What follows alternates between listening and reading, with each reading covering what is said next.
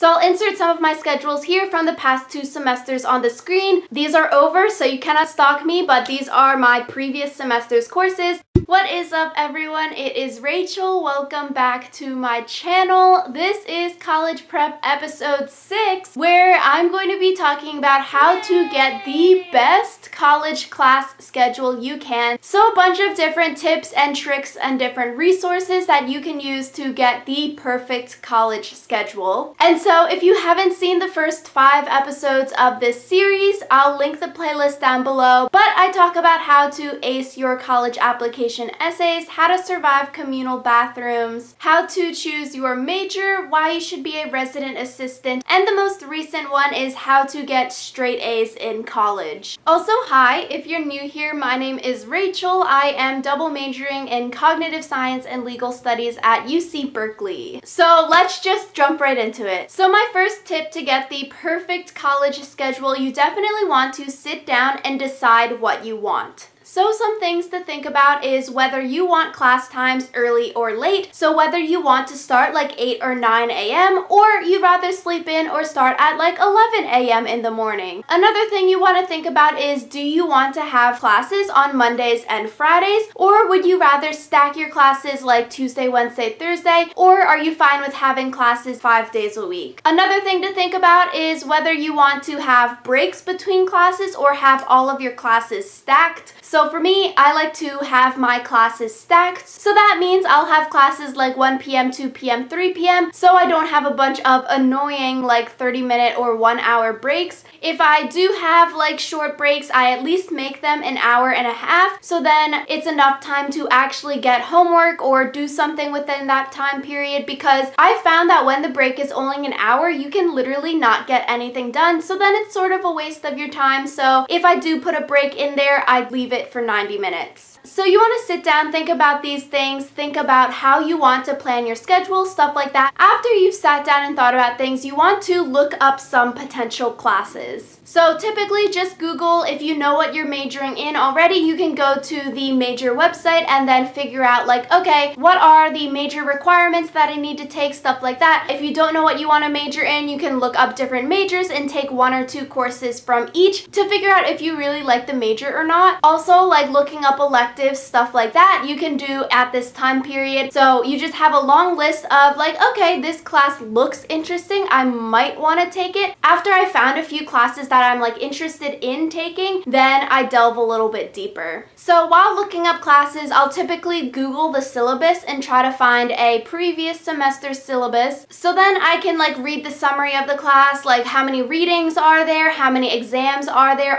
weekly homeworks due. I can look up the grade distribution. Are exams worth 60% of the grade? Do you have like participation points in the class, stuff like that? So I really like to try to find the syllabus so I can sort of see the breakdown of the semester. If the class has like weekly homeworks and weekly quizzes and exams, that's a lot, and maybe that makes you not want to take the class. If it's possible, also when looking up my classes, sometimes the class already says the time and the location on campus. If you're actually interested in the class, write it down, block out that time, so you're like, okay, this class looks interesting, doesn't have a lot of homework, only has exams, so a great class, and it meets Monday, Wednesday, Friday at 1 p.m. Mark that down somewhere, and then also note the location of campus. Go back to step 1 and look at your list, and then you find another class that starts at 2 p.m. but the location is on the way other side of campus. If you can't get from one place to another within the period of time that you have to walk from class to class. So noting the location of campus, if it is published online while you're looking at your classes before class registration, that's something that you should probably do to figure out so you're not like screwed later on when you're like, I cannot get from here to there in like 0 minutes. So for a typical first year student schedule, I would definitely recommend taking somewhere between 13 and 16 units. So 13 units is the minimum number of units that you need to take if you want to be considered a full-time UC Berkeley student. For me, me, I took 16 units my freshman year. It was totally fine. So that was 4 classes. 13 units, that could be 3 to 4 classes depending how many units each class is. If the class meets like 3 times a week and then you also have a discussion section there, it's going to be a 4-unit class because the units correspond to the number of hours of time that you're sitting in the class. I think 13 to 16 units is very manageable for a first year student because you don't want to overload yourself your first semester in college because you're trying to get acclimated to the community, you're trying to get acclimated to college, how the exams are graded, how the professors work, and you're also trying to like join clubs and have some free time so you can do other things besides just schoolwork. So I think 13 to 16 gives you enough time to get acclimated while also branching out and joining clubs. So my next thing is to look up your professors. I don't necessarily do this when I look up classes because at Berkeley typically only one professor teaches the course per semester. So if you didn't like them, you would either have to wait for a different semester to take the course and hope someone else is teaching it, or you just have to suck it up. So that's why I really don't look at it, because I'm like, if I want to take the class now, I'm not going to wait just to get a different professor and wait a whole like 6 months. Other people do, so I'm going to add it to this video, but you can use websites like Rate My Professor. You can also look up on Reddit for like your college, or look up the professor or class on Reddit, and then you can see if people have talked about them. And also College Confidential is a good resource if you just look up your college on there and then you can post and people can reply to you, or maybe there's already a post for you. So if you want to look up your professor while you're looking up classes and like trying to find the best professor, if different professors are teaching the same course. So another thing is for either your breadth courses, so like the general education courses that everyone has to take, or for prerequisites for your major, you can definitely find, if you want, some easy A courses. A really great resource for UC Berkeley students is a website called Berkeley Time. This website allows you to look up how quickly classes fill up. When people are registering for classes, you can see last semester's, this semester's graph, and you can see like, oh, does this class fill up fast or does this class fill up slowly? They also have the average grade distributions for the class, so you can see like, do a majority of students get A's or B's or C's? Like, do people fail this class or do people do really well in this class? And so I really like using Berkeley Time when I'm sitting down and looking at my schedule, so I'll like put in different courses, and then, you know, maybe I'll pick the course that has a higher average rather than a class where a lot of people get B's or C's in them. So that's a really great thing to just be mentally prepared about when you're going into the class. Like, is this a harder course or is this an easier course? So if you're having difficulty with scheduling your classes, or you're like, I really have no idea what I need to take when you're creating either next semester's schedule or a potential 4-year plan, a really great resource is to talk to a college advisor or a peer advisor. When you declare a major, you have a major advisor that you can talk to and like figure out classes. We also have something called peer advisors, which are other students, and you can talk to them about scheduling your courses. But a thing, at least at Berkeley, maybe it's different for other schools, it's really hard to get a meeting with the college advisors or counselors because they're just full all the freaking times. Another great resource if your college advisors are booked on websites like Facebook. So Berkeley has a bunch of different Facebook groups, whether it is like free and for sale for selling old things. We also have like a textbook trading group, rideshare group. If like you're going to LA and other people are also, you can carpool. And so one of the great resources is like a Berkeley course Facebook group. So you can go on there, post questions about courses like, oh, do you like this professor? Oh, what's this course like, kind of thing. Is it very workload heavy? And then other students who have taken the course can reply back to you on Facebook. So that's a really great thing if you can't talk to a college counselor, or if you don't know anyone at the school or don't have any older friends who are at the school and have taken the courses. Try to look up on Facebook if there are groups, and then you can just comment on there, and then it's super easy because then you don't need to have any friends. So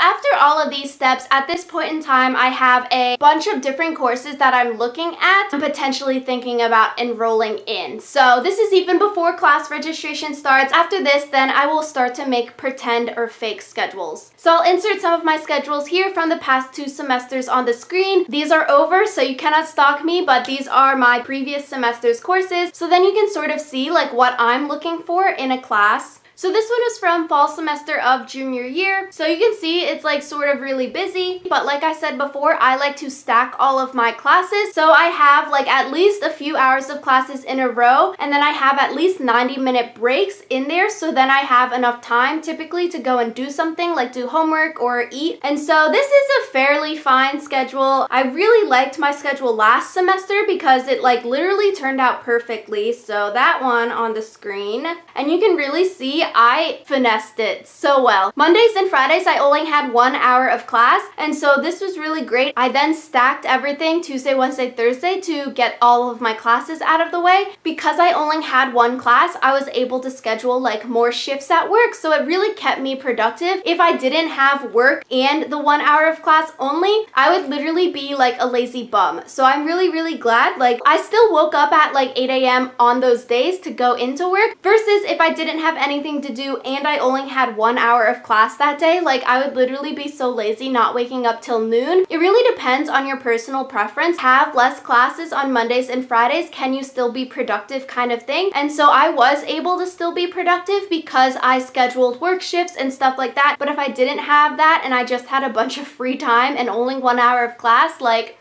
it probably wouldn't have ended well. I wouldn't have used my free time productively. So I like to make these like pretend schedules so you can really visualize, can I sit for 3 hours, 6 hours a day? Will I be able to focus? Can I do my homework? Will I have enough time for homework if my schedule looks like this? And they're just so visually pleasing. And then I like to think about like, oh my God, this is going to be my schedule for the next semester. And then you can like pretend like you're doing it. So when you're doing this, you definitely want to block out time to eat, sleep, and then work out if that's something that you do. For me, my sophomore year fall semester, I did not block out any time to eat. So I would literally only eat dinner every single day, and then that was just so unhealthy. I felt gross every day because I wasn't eating, and then it's just really not good for your mental health also. So I've learned from it. Now I always block out like lunchtime and dinner time and sleep time, obviously. Make sure you do that for your own sanity and mental health. With class registration, a lot of times classes can become full if you have a later registration time or day, something like that. You want to find some backup classes that you can register for in the case that the class that you want becomes full. At the beginning, I was saying that you should have a long list of classes. Use these courses to use as backups later if